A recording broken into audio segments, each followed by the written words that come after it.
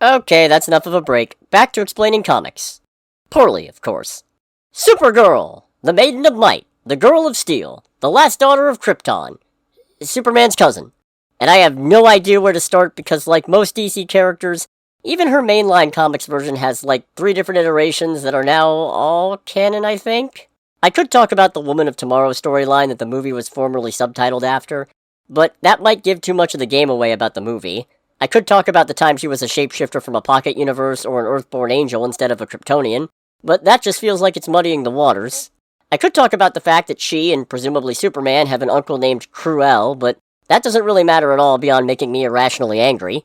I could talk about how the original pre-Crisis Supergirl died beating the multiverse-mutilating Anti-Monitor to within an inch of his life, but that was almost 40 years ago, despite DC doing its best to beat the entire Crisis concept to within an inch of its life.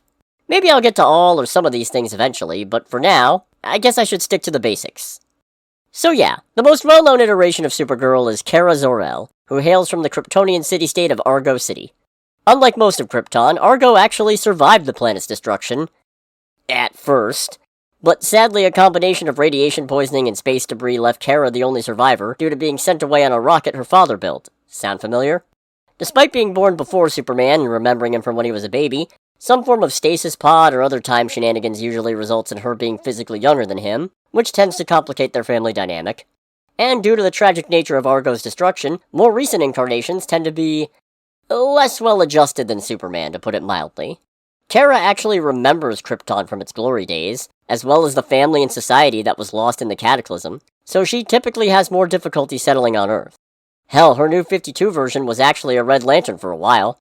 They're the ones motivated by rage, if that gives you any clue where her mental state was at. Honestly though, when you look at it, she's kinda like if you took Batman's trauma and Superman's power and threw them in a blender. Which makes me think maybe all the stories where Batman gets superpowers and goes crazy might just be Bruce's problem? Anyways, point is, I'm looking forward to Supergirl, because as much as it's nice to have Superman to aspire to, it's also nice having a reminder that it's okay not to be Superman.